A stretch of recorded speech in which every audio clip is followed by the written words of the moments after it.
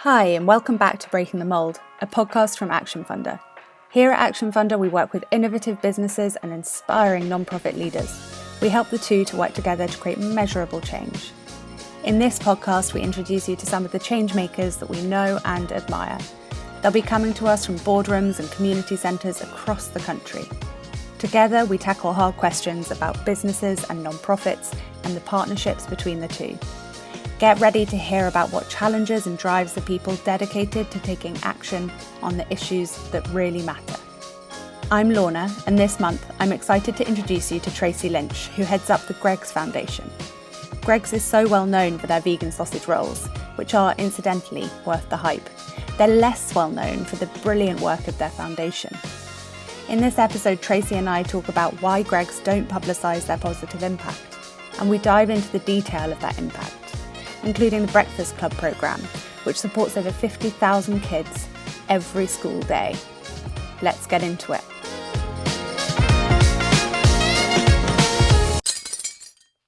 Welcome to Action Funder's podcast. It is a real treat to have you here, Tracy. And thanks so much for making the time to join us. No, it's lovely. I am really excited to get going. I'm looking forward to diving into some hard questions on the topic of community action and business for good. But first, why not take it easy? Find out a bit about you, what you do. So can you tell us a bit about what it is that you do at the Greggs Foundation? I certainly can. I'm actually 27, coming up to 28 years with Greggs. So I'm pretty much a sausage roll through and through. The first 20 years of my career with Greggs was in the retail and the operational parts, the commercial parts of the business. And then I was given an opportunity to second out in 2012, and then that changed my view. And so I'm lucky enough now that I've headed up the foundation for the last 7 going on 8 years. The foundation has been around for 35, 36 years. The business is over 80 years old, but the business has always got a long history of being very philanthropic and caring for the communities where it trades. Most of the reason for that was historically Greggs did trade on some of those in some of those poorer communities. And the staff will have lived and worked in those communities, and so Ian Gregg always felt that we had a greater responsibility. And our whole ethos, the whole aim for being here is around addressing poverty and the inequality that comes with that, and trying to build healthier, stronger communities. Brilliant. So you mentioned that you were seconded out and decided that the foundation was the place for you. What was it that really inspired you to stick there and to chase positive impact through your work? Well, I'd always been a massive supporter. So in all the years that I'd been with Greggs prior to that, I was always a great supporter of the foundation and the work that it did. If I'm honest, I think I always did it because it seemed like a distraction from my day job. It seemed like a nice thing to do. I don't think I ever really thought about it enough, really. But I liked to be part of it. And then in 2012, the company was supporting a business in the community program, which was called Business Connector. And they took people out of business, dropped them in an area of need, and you were left to connect the dots, really. So find out what that community needed and see who you could work with in that local area to try and make change. And I'm probably ashamed to say that at the age of 40 something, mid 40s, that I suddenly realized it wasn't the fun and the doing something different that bothered. Actually, I had this social conscience. I actually cared that not everybody had same opportunities, really. And so then I had to come back to the business, back into a role that I was doing previously. And I was probably a bit of a nuisance, if I'm brutally honest, that I would, be in meetings around supply issues or something like that. And I'd start harping on about, well, not everybody can afford a sausage roll. There are people going hungry.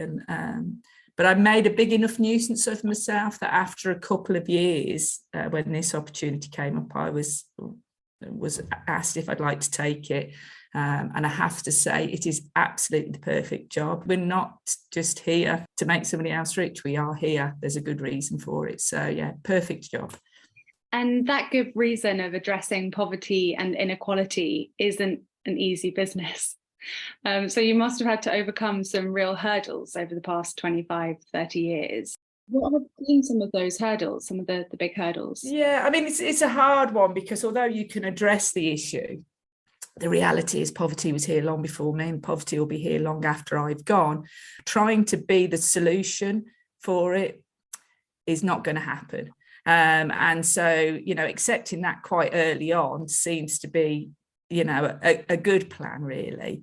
But being willing to work with others and to find ways that you can be a small part of that is great. And I think we try in the foundation to accept that one of our focus areas is, keeping food at the heart of the communities, because that's relatively easy for us to do. We are in a really easy position to do that. So I think, hurdles, I think they come along constantly. Trying to bite off more than you can chew is a massive one. Some days I'm overwhelmed by the need, but then you have to kind of accept that I'm just doing something, and at least I've got up and done something. Because, the more we seem to do, the greater the need seems to be, and certainly at this current time. But I think internally, when I joined, we were quite adrift. The charity was very independent, the business was very independent, and everybody was quite happy with that, because there wasn't an issue. And for me, the first couple of years was trying to build that relationship a little bit closer, because there was more we could do together than independently. And having had 20 years in the business, I knew enough people. That was my one ace card when I got the role, was I knew exactly who I needed to go and speak to. Because I'd been on that side before. Are we resolving poverty issues? Probably not. What we're doing is helping people that find themselves in that, and hopefully stopping them from getting further, falling down those ladders. So, just doing a bit. Doing your bit. And actually, I'm sure quite a lot. I'd love to hear an example of a campaign that you have run that you feel really proud of, that you don't feel I've just done a bit, but you think, yeah, we pushed forward there. We made a bit of difference. Yeah, I mean, I think actually our hardship program is one. When I first joined the organisation, it was a Northeast program only, and there was lots of reasons for that. We're a Northeast based firm, but I remember coming for my interview for this role and saying, that's not right. We're a national brand. We're a national charity because we support the brand. We shouldn't just be doing this in the Northeast. That was easier said than done, because clearly you need an income to be able to support that. So finding a way around that was a bit of a challenge, but it is now a national programme. We predominantly do it through our breakfast club schools, because we have over 800 of those right across the UK, and that number keeps growing. So it keeps giving me new communities to be able to help fund. We started it small with just school uniform. Let's just help with school uniform. And then as we were able to access other funding, we could offer other lines and other items to people. So that's now probably our biggest funding grant programme, our hardship grant programme, which is effectively individuals applying for food, whether it be a supermarket voucher, clothing vouchers, white goods, bedding. We've just put heating on their top-up cards. We work with delivery suppliers so that we can effectively, somebody will make the application on behalf of the individual. We then get that delivered to the individual, just like you or I would. So if it was a white good, it'll come through AO, and it just arrives exactly the same. If it's a shopping voucher, it arrives on their phone. They can just go to the supermarket. So any stigma related with it is gone. So, yeah, and that one can still grow because sadly, cost of living crisis is putting more and more people in that bracket. We have a good network to be able to deliver it.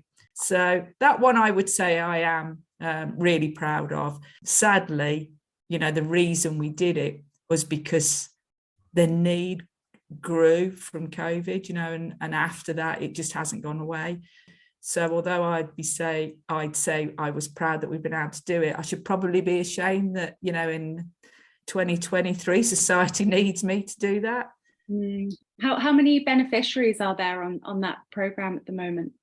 I think we're just tidying up 22's figures, and I think we'll have done about, waving while over 5,000 to 6,000 grants during 2022. And as you say, it's such a shame that any of this action needs to be taken. Obviously, any charitable work, the ambition is to create a situation in which that charitable work is not necessary. Absolutely. You do really important work here at the Growth Foundation, and I am always so interested to hear more about what charities really actually deliver on the ground. So I'm going to ask a couple of hard questions around those struggles and challenges. Every guest on this podcast is going to have to answer these hard questions, not because I'm a nasty person, I promise. I just like to make my guests' palms sweat. It's because Business for Good and charities and foundations, the work involved is not all easy breezy. So let's not put our heads in the sand. Let's try and be transparent and open. With that in mind, I'd love to know a bit more about the relationship between Greggs, the business, and the foundation. So what is that structure and what motivates Greggs to put money into what you do? It is a good question, really. And I think it's, for us particularly, it's in the DNA. It's something that Greggs did long before CSR, ESGs, any of it was really talked about as doing good. In the world of when everything was black and white, it was providing pie and peas suppers for, the elderly in the area. It already knew that it could do that quite easily. That wasn't difficult, and it would make a difference to people's lives. We don't have a contract with Greggs at all about our support, yet they give us 1% pre-tax profits year after year, sometimes a bit more. It's just an agreement that we have because it's so much part of the company's DNA. So we've had, several changes of chief executives come in. Nobody's ever changed that.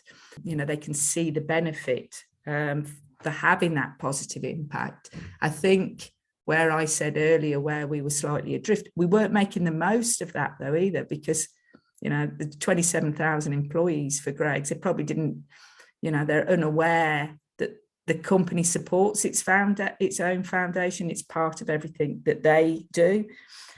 It isn't complicated in Greggs. So although you think that's a hard question, it isn't difficult from our end.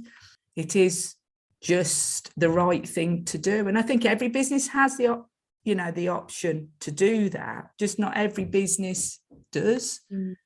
It's just the right thing to do is to give back. And maybe it is because we're a lower end brand.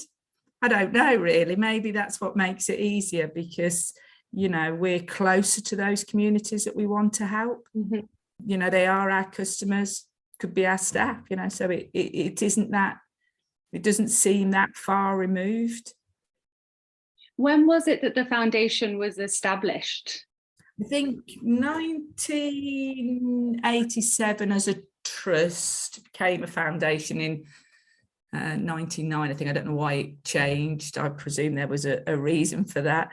But yes, 36 years we've been going as a foundation. And then at the point that we were made a foundation, we were probably in the 90s, was when the company became a PLC, and we were gifted some Greggs shares. That that portfolio of shares isn't all Greggs shares now, it's a wide range, but still gives us a healthy income each year, and still allows us to sit with an investment that, again, at times like COVID, we went in and we took an additional $1 million out to do some more good work. So it's there's lots of benefits. It's not just the donation. Greggs has 5 products on sale that give us 5p per of a donation per item that they sell. That goes towards our Breakfast Club programme, gives all the bread free to all the Breakfast Club schools. I think that's about 750,000 loaves a year that it donates free to that. We had its carrier bag income when the tax came in for that. Continue to, although it's because we use a paper bag now, because the tax was successful and he got rid of the bag. There still is a little bit of income that we generate from there. And then recently, around the unsold food, sort of in the redistribution of unsold food, Greggs have outlets, and it's extended those outlets to have more and more shops. So the unsold food goes out of a shop, gets redistributed into an outlet. That outlet then sells that food at a low cost, and those shops are always in areas of low income. And then we get a proportion of those profits and invest it back into that community then. So we look to support a community organisation that's addressing their community needs, and that can be anything from, food poverty to knife crime. So we work with various different organisations across the communities to support that. So now that's a new one. So we didn't just have a plan 36 years ago. We constantly think about how we can work those plans going forward. What is it you're doing that actually, we could help you with that? So it's still evolving. And this is going off on a tangent a bit, but I'd love to know how you decide which direction to evolve in, whether to support organisations tackling knife crime or to go in another direction and look at biodiversity loss. I mean, how do you figure out which direction to go in? Yeah, it is interesting because our aims in our charitable status are very open. We're there to support communities where Greggs trade. That's effectively it. So we try and keep it within that addressing poverty and inequality all the time as the header. But that doesn't mean that we don't. We still have an educational programme around sustainable living. So we work with Rethink Food, delivering an education programme into all of our Breakfast Club schools to make children think about what they eat and the impact that has on their planet, and things that they can do. Agents of change. It's lovely, and it gives kids the chance to try and think about what one thing could I do to change that might make a difference. So we support all of it. When it comes to communities, and we've got funding to give into communities, we let that be community led. So it's what do they need? So once we highlight an organisation that we want to fund, it will be around what do they need the funding for, rather than us say, well, actually you've got to do this with it. And I think as funders, that's really important. I think relationship funding has never been more important. Not just I've got money for this, you can have it for this, you're going to have to produce a great big document and report back on it. But actually, it probably wasn't what you really needed. And you're giving me a load of stats, but, probably doesn't really mean that much to me either. And I think that has moved on in the last 5 years. I would say, when I speak to other funders, there's a genuine feeling of being led by the need within your aims, and understanding what others do, because it's a lot easier to say, no, that's not what we do, but these guys down the road, because that's exactly what they do, then agreeing to things, and then people having to sell their souls to try and please you. It doesn't make much sense, does it? I mean, there's the power balance between the organisation or people or person with the funds, and then the organisation or people or person who can actually get the job done. Yeah. And that seems like a pretty equal relationship, if you ask me. If not, there should be more power in the hands of the person who can actually get the job done. Yeah. But so often we don't see that.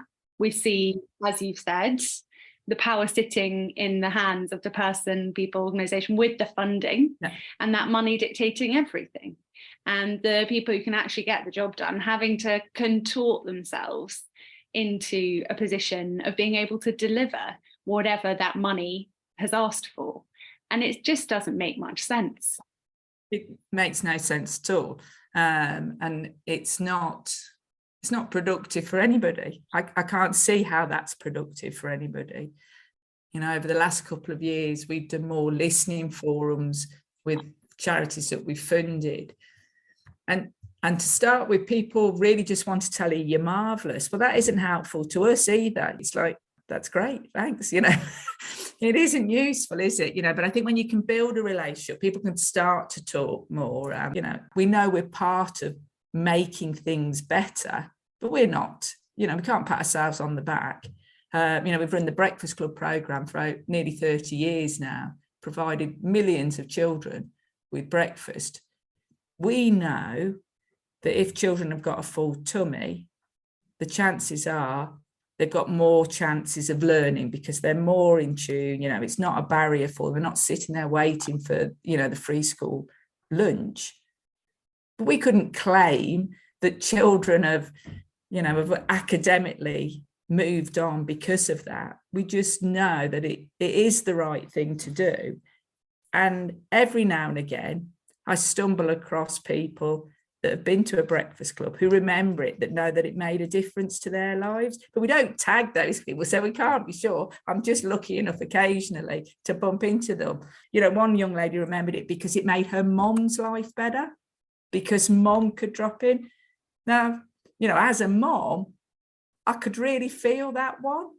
Because, you know, you feel like a failure permanently as a mom with young children. You never quite get it right. So actually, if she was aware it made her mom's life better, you know, you do think, well, you know, that is making a difference.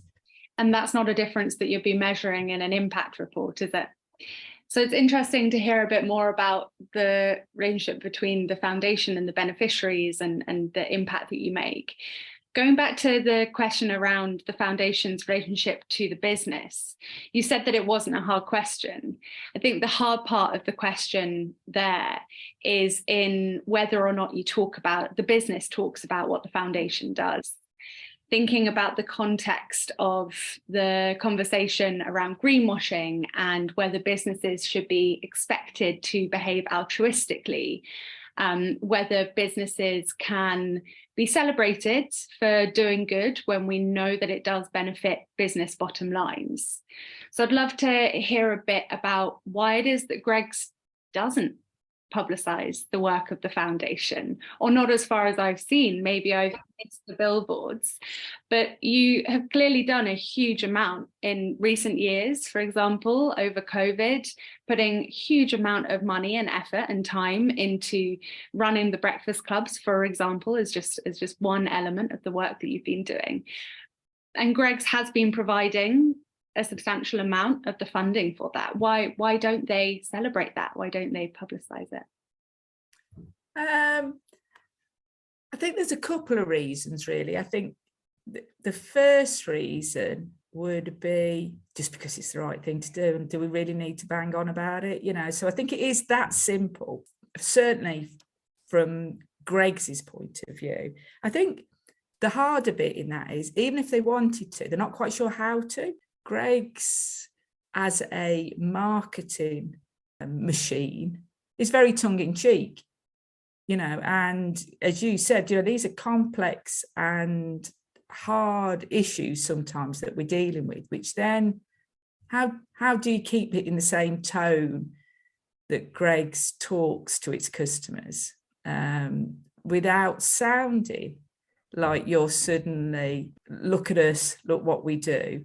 So I think that has been a struggle for Greggs. We have recently, so you should start to see more, we have taken on our own comms person, because it needs, they want it. They're not at all, it's not because they don't want to talk, they don't really know how to, I think, because it's not a priority within the business to shout about the good stuff. It's a priority that we do it, but it doesn't need to be shouted about.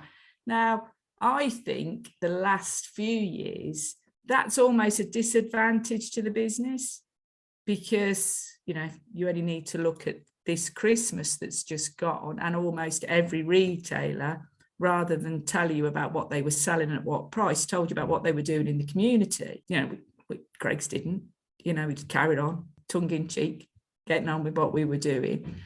So I think there's a fine line, but there is a little more need for a slightly louder voice. I mean, at least break out a whispering is what we need to do, really. Right, start whispering before you're shouting about it. You mentioned that some of the beneficiaries of the work of the foundation might have crossover with customers, with employees. On the employee side, is there internal communication around what the foundation does? Does the business share with employees? Yeah, it does. I think it is a constant challenge within a business of this size, to get everybody to hear what you've got to say. And when there's a lot of business instruction, a lot of business news, I guess we can, but we do get a fair crack at comms in out. The company runs an employer opinion survey once a year, and actually one of the most favourable questions is, I'm proud of the work that the Greggs Foundation does in the community. It always is, one of the top highest scores. So people know. I think if you really got to ask all of those people, what is it we're actually doing, and their understanding would be probably sketchy, and not all clear. I think actually talking out to customers is the easiest way to get staff to hear as well, because I think, when it's in shop, they're there. The biggest majority of Greggs employees are working in the retail end of the business. And actually, if you're actually telling a customer, they'd see it. We don't need to necessarily give a separate comms out. But it does talk about it. Employees are proud. We're never short of people coming up, wanting to do something and trying to support the foundation. It is loved within the company, but I think it's the understanding of what we do isn't quite so clear. Fair enough. I mean, there are complex relationships underpinning the work that you do, and everything that you do is covering across different sectors, and at all times trying to really maintain focus on the mission that you have around inequality and poverty. So as you're doing your work, do you find there are some sectors that are harder to work with than others? I guess they've all got challenges is the answer to your question. They've all got absolutely their pluses as well. And from my learnings back in 2012, when I went out to be a business connector, what I learned then was the more different people you could get around the table, the better chances you had of making some difference. If you just put a bunch of stuffy white middle-class do-gooders around the table, that's probably what you'll get out of it if you're not careful. Whereas the moment you start to mix that room up, and the first 40 minutes will be arguments without a doubt, because everybody will appear in that room with an opinion from their perspective. But once you kind of work that bit through, actually you've got a chance of making some difference, and finding some common ground that could move things forward. Really, really interesting to hear a bit about how the Greggs Foundation runs, what the work that you do and why you do it. I could keep talking to you for hours, Tracy. I'm sure you have some really brilliant stories and could tell us lots about some of the challenges, some more challenges that you've faced over the years, and some of the things that have inspired you and that you're proud of. I'm glad to have gleaned just a few of them today. And before we wrap up, I want to end on action, because Action Funder, as you can tell from the name, is all about action. And we want to end each podcast with an action that listeners can take away. So could you give us one suggested action, something that people can put into motion today to increase positive impact without even having to move away from their desks? Maybe that they can put into action once they arrive at their desk, if they're listening to this on the bus or the train on the way to work right now. One action. I thought it was a really good question. And I think my action, and certainly to people within the business sector, is do something, actually do something. Look at what your own skill set is, what your business's skill set is. So if I think about us and food at the heart of the community, that's dead easy. It's not difficult for us to be able to put that into action.